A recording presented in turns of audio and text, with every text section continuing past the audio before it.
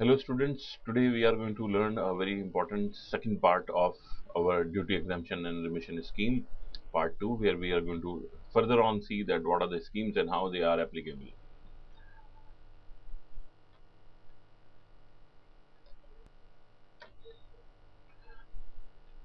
Duty free import authorization scheme DFIA, as you understand.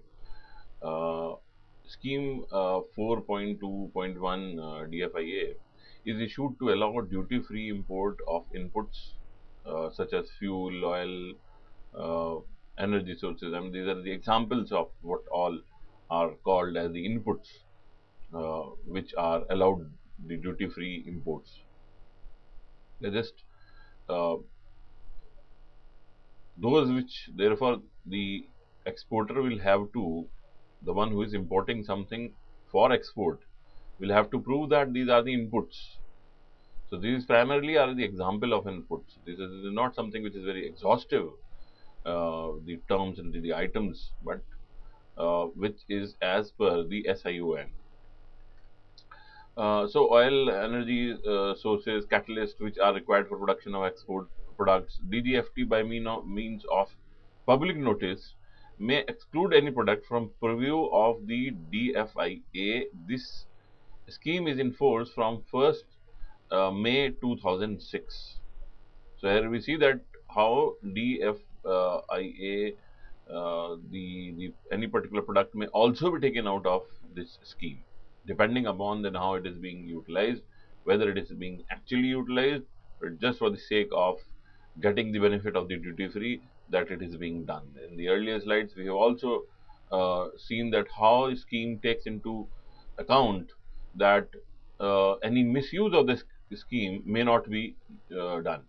So how that is being done, we've seen in this scheme that what are the finer points of this scheme which restricts such kind of misuse of the scheme. So it should be understood that what are the inputs which will depend upon the standard input output norms, SION. Entitlement, the as we see that 4.2.2 provisions of the paragraph 1.3 shall be applicable in case of DFIA.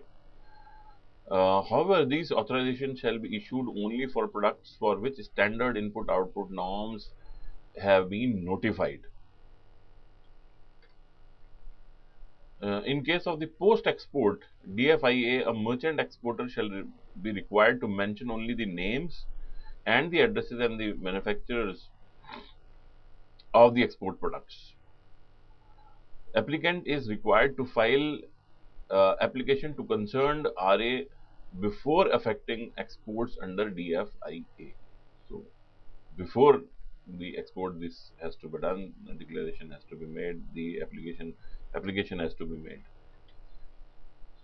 Re-export authorization shall be issued with actual user condition and shall be exempted from payment of basic custom duties.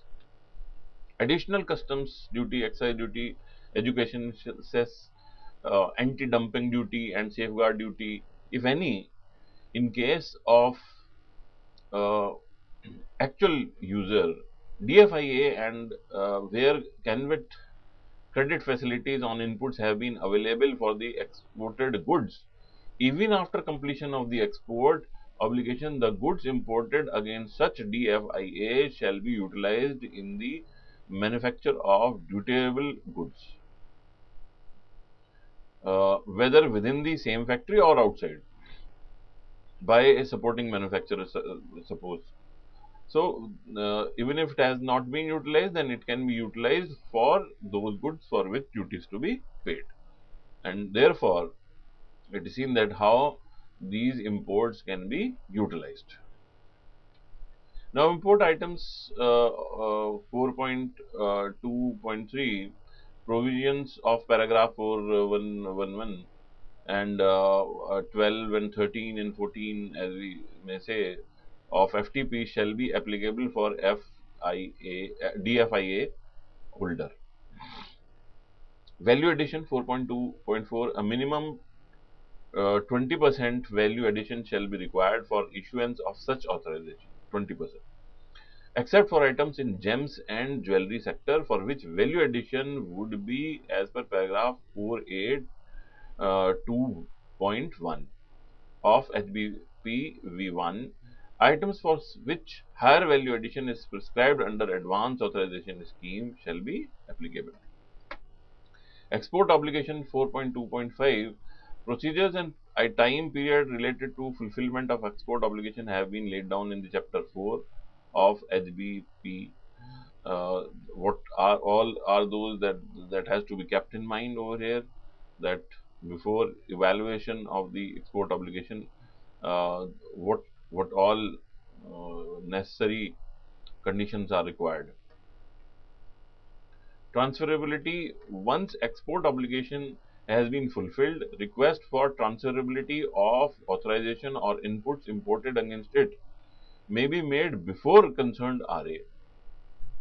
Once transferability is endorsed, that has been, it has been transferred, it has been given to somebody else, to some other organization from this organization which has primarily got the exemption. Authorization holder may transfer DFIA or duty free imports except fuel and any other items as has been notified by DGFT, Directorate General of Foreign Trade. So, until unless such item has been notified, fuel is to be taken into account, that except for fuel or any such item which has been notified by them. So, the procedure of transferability has also been laid down, which is to be seen by the exporters and the importers, especially who are seeking the duty-free inputs and the duty drawbacks. However, for fuel import, entitlement may be transferred only to companies which have been granted authorization to market fuel by Ministry of Petroleum and Natural Gas. Now, that is the reason, there is a reason that why it has been done, as we understand that import and export, or more, rather more of import. Export, there is hardly anything which in that case we would export in case of the oil, especially the fuel in terms of the petroleum. Our major expenditure is in import of these fuels, crude oil, and there it is usage. So, that may not vitiate the already arrangement of import and utilization of petroleum products by those agencies which the government has especially authorized and which has a very deep impact on our own economy. So, not to vitiate that, this particular paragraph has been in this part of duty free import authorization scheme. So, once transferability is endorsed, imports, domestic procurements against authorization or transfer of imported inputs, domestically procured inputs, shall be subjected to payment of applicable additional custom duties, duty and excise duty. While endorsing transferability, authorization would bear a note as to liability of such additional custom duty, excise duty. However, in case of CANVAT, facility has not been availed, exemption from additional custom duty, excise duty would be available even after endorsement of the transferability of DFIA. So, you see that uh, that if the CANVAT facility has not been utilized, exemption under the additional custom duty, excise duty would be available even after the endorsement, even after the endorsement of the that acceptance that it has been transferred product, or this input which was to be required has been transferred to some other manufacturer. In that case also, the exemption from additional custom duty or excise duty would be available even after the endorsement of transferability. Where SIONS, that is the standard input output norms, prescribed actual user condition, and in case of actic and anhydride ephedrine and suicidioephedrine DFIA shall be issued with actual user condition for these inputs, and no transferability shall be allowed for these inputs even after fulfillment of the export obligation. However, for authorization prior to 1/4/2007, exemption from additional custom duty excise duty shall continue to be available even after endorsement of transferability as per the foreign trade policy RE 2006. So we see that how these some of these chemicals, as you may see, some of these uh, which has been taken out of this preview is because of certain reasons, is because of their importance, is about their utilization in the whole process of manufacturing, that these items have been given this special privilege. You may say that because the way it has an impact on your import export. So, actual even after it has not been utilized, still you cannot, if it's still lying, you cannot utilize it like that. You cannot endorse it. You cannot transfer it. Now, credit facility shall be available for inputs either imported or procured indigenously. So that, because that is your own country's tax, it's not something on which you are procuring from outside. For that is the custom duty.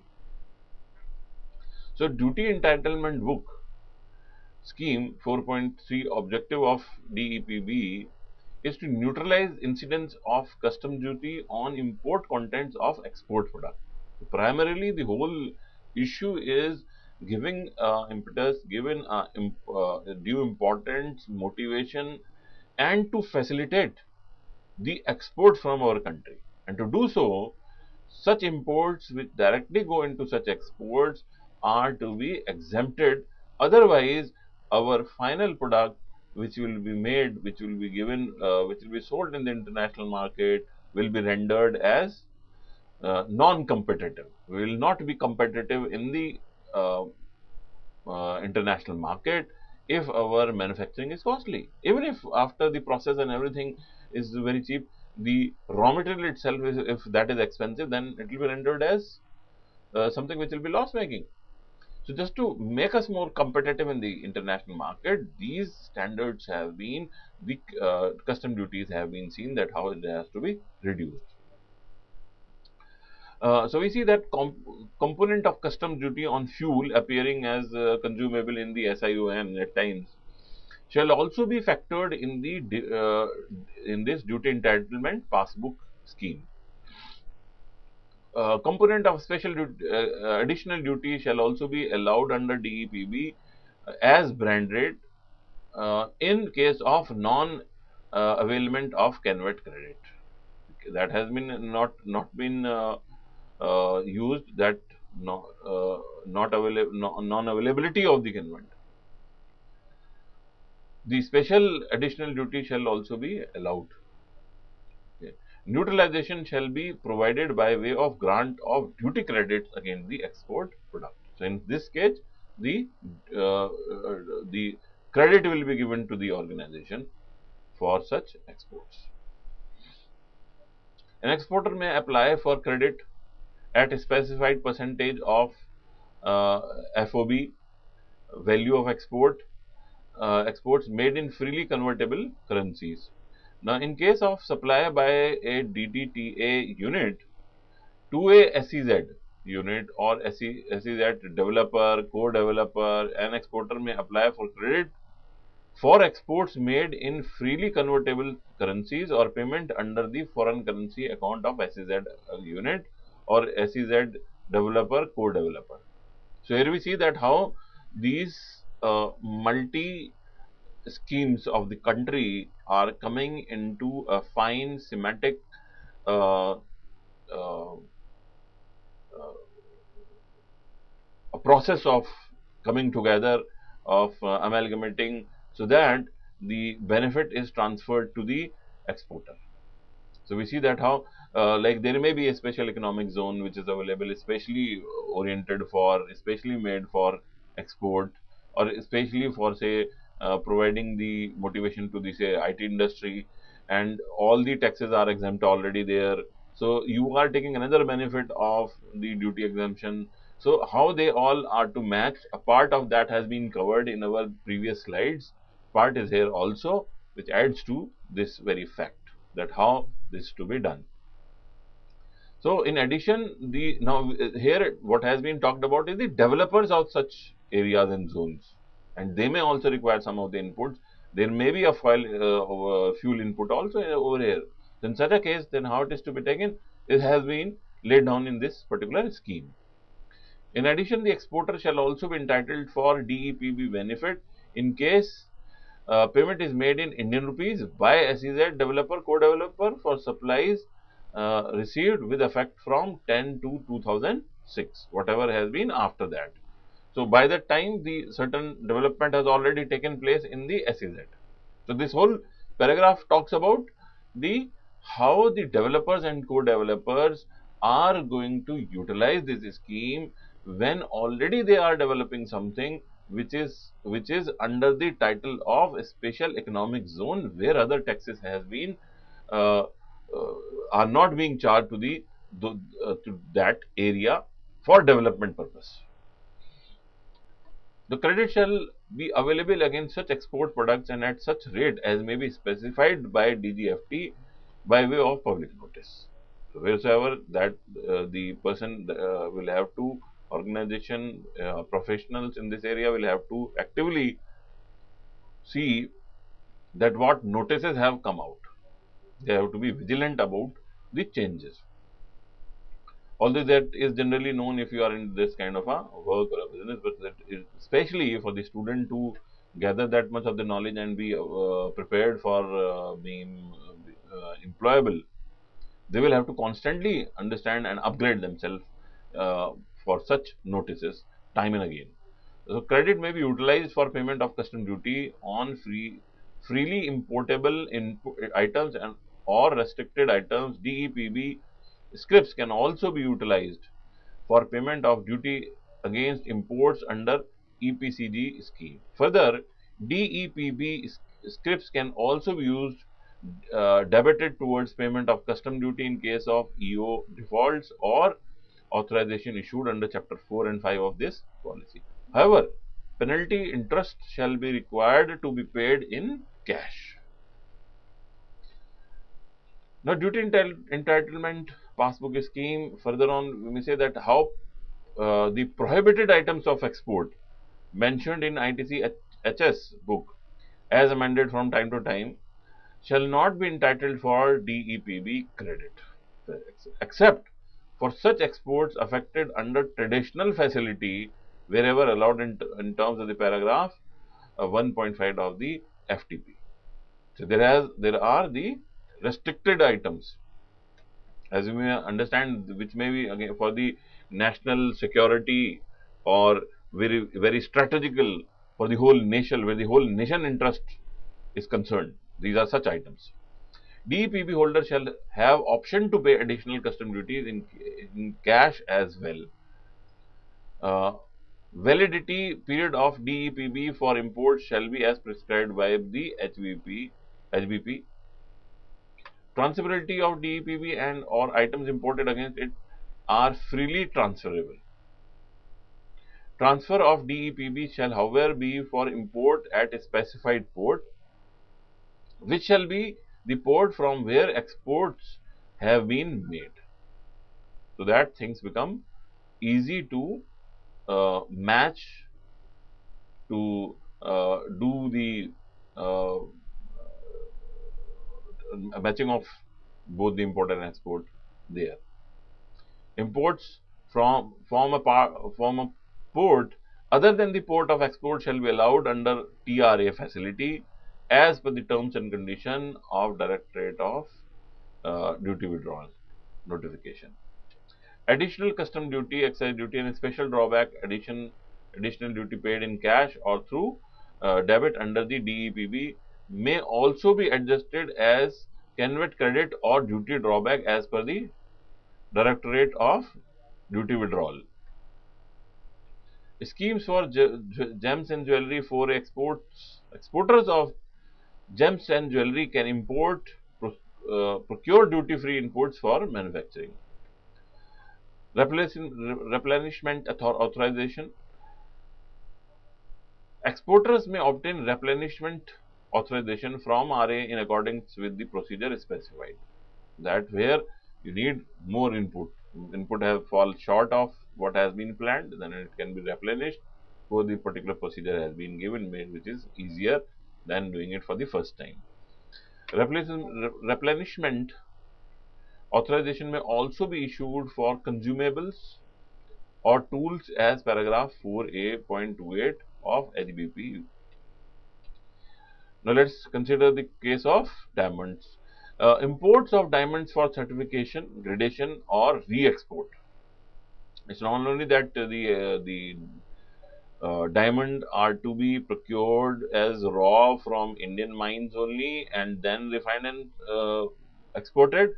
But yes, that can also happen that we may import the raw material itself and then prepare them for export, which I think is very important as a value addition work and which puts us in a place which is strategically very important for the country like India, where we can slowly move up the value chain. So here at least we have started for this, and for this the government has provided this particular scheme and facility. Let's look at it. The authorized offices, agencies in India of Amological Institute of America or any other agency approved in this regard shall be permitted to import diamonds to their laboratories for the purpose of certification, gradation, reports by them with a condition that the same should be re-exported with the certification grading report issued by them without any import duty as per the procedure laid down in HBP. Scheme of for gold, silver, platinum jewelry, which comes under the 4A.3.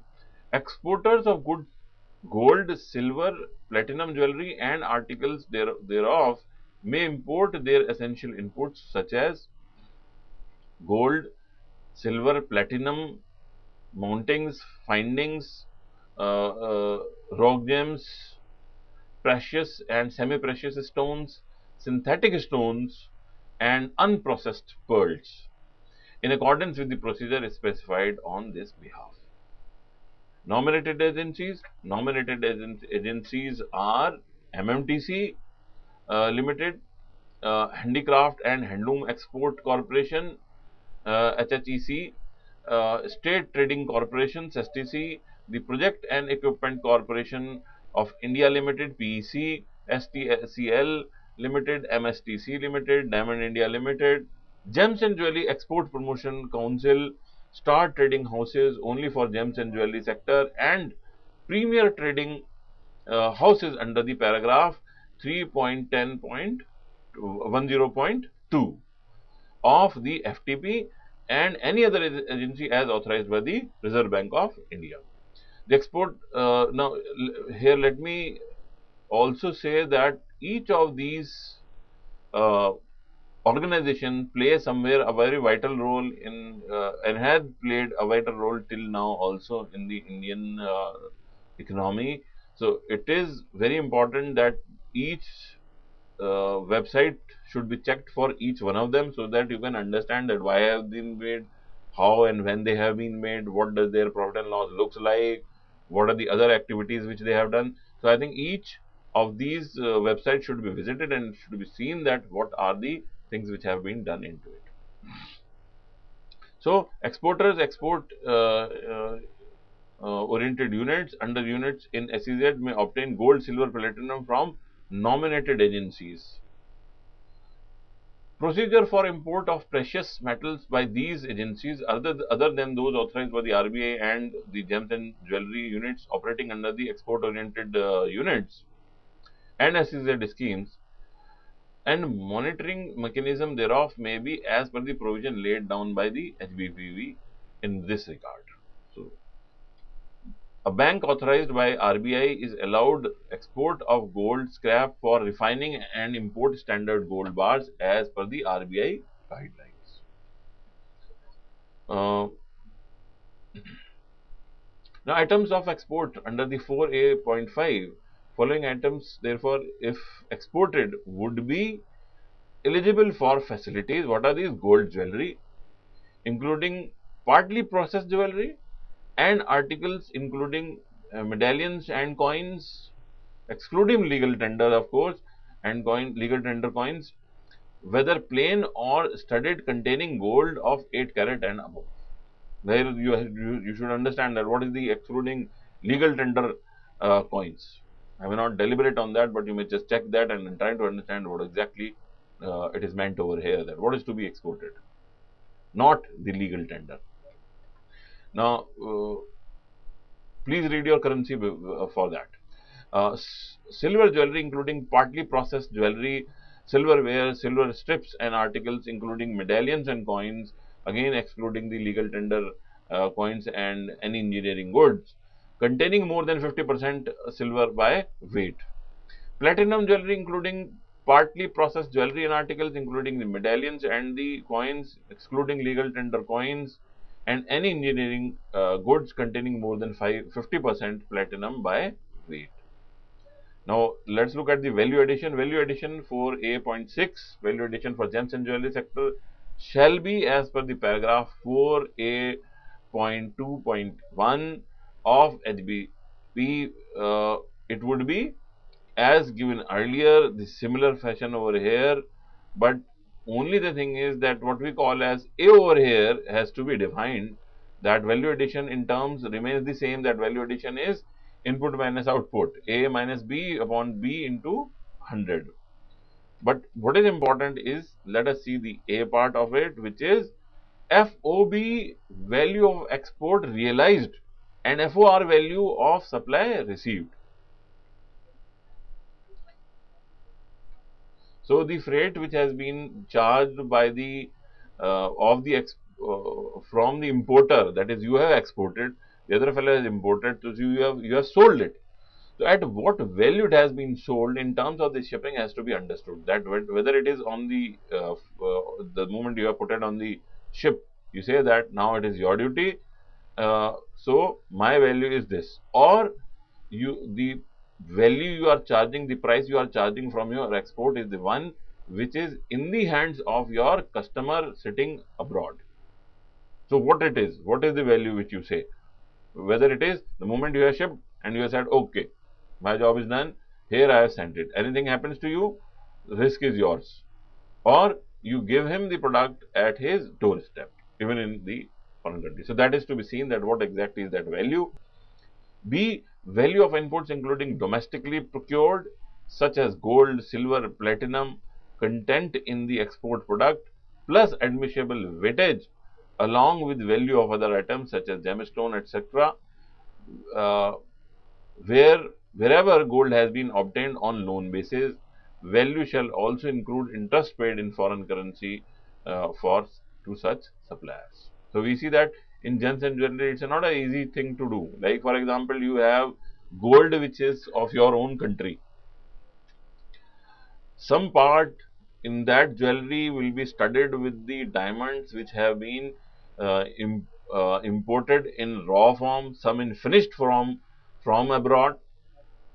So, what are the duties on them?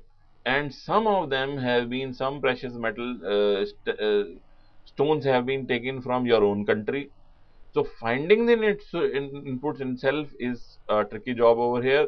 The another thing is that what is the proportion, because the final product may have a lot of wastages also, and then only the product has been manufactured. So, finding value addition in such a case is no easy job.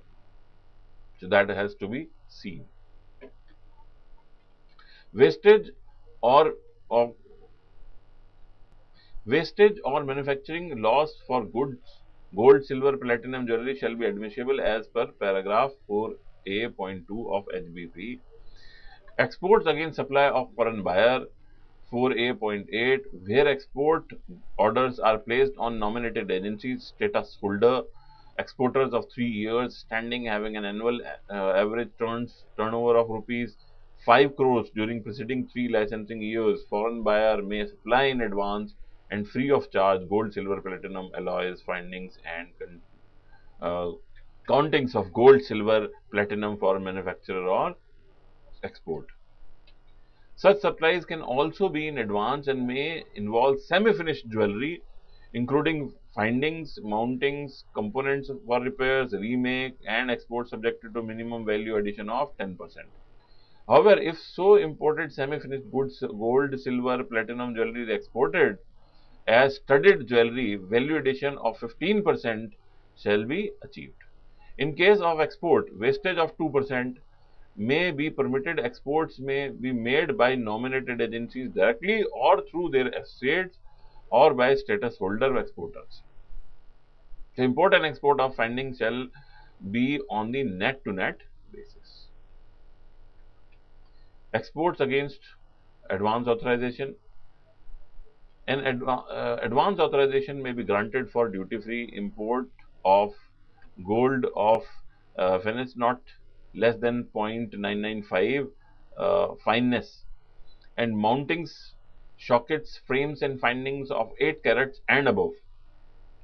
Silver and fineness not less than 0.995, and mounting sockets, frame, finding containing more than 50% of silver by weight. Platinum of fineness not less than 0.900, and mountings, uh, sockets, frames, findings containing more than 50% platinum by weight. Such authorization shall carry an export obligation to be fulfilled as per procedure specified in the paragraph. Value addition shall be as per the paragraph 4A.2.1. Advance authorization holder may obtain gold, silver, platinum from nominated entities in lieu of the direct import. Now, this paragraph, this slide relates to the exhibitions. So, the nominated agencies under and their assets under the department which has been approved by the Department of the Commerce and others will be allowed for such uh, uh, exhibitions abroad. So, in these slides, what we talk about that what are the mode of such exports. Like for example, there may be you may send the through the post office also, but in that case there is a restriction of the value and the weight. Similarly, those passengers who can carry the these that has also been laid down. Now, here we see that what is the role of the diamond dollar account, that there are particular type of companies like having an annual turnover of 3 crores during the preceding 3 years and that is how these companies are allowed for diamond dollar accounts. So, in previous slide, what we have seen is that how certain companies which are dealing into these buying and into the trading of these and these diamonds, precious item, etc. That how they can utilize what standing they should have to utilize this. This account is there. In the next slide, what we see in this slide, what we see that how these dollars which are received can be used as financing, especially for certain works which can be only these that import export, purchase and cut polished diamonds, colored gemstones, import, purchase of gold and silver overseas, nominated agency, repayment of dollar loans, etc. from the bank. So, there is the how this value, this currency is to be used has been laid out. It has been clearly given. Even the transfer to rupee account of exporter, details of the DDA scheme are given in the HBP, so that has to be adhered to. The implication of this slide is very important, which says that the diamond dollar account holders are permitted, as you see, that they can receive these dollars, but they have to convert it within the a particular period of time, that is the 10 days, and especially even they if the receipt or of these is through a non DDA holder, even then it will be accepted. Not only it will be accepted, but such credits will also be given which are for the duty exemption. So, that will also be, and even the for the replenishment also under the authorization scheme, it will be counted as their part of the obligation which has been fulfilled. Even it is a non-DDA. So, gems and jewelry exporters shall also be allowed to export polished and precious items. Even in this is also in case of the re-export also of the goods. Re-import of rejected jewelry, Gems and jewelry exporters shall be allowed to re-import rejected precious metals, export on consignment basis. Export shall also be allowed for export of diamond, gemstone jewelry on consignment basis as per the rules which has been laid down. So we see that it's a very important scheme, especially for the gems and jewelry, which is a very important part of our export, and on which rests not only the our capacity of India as to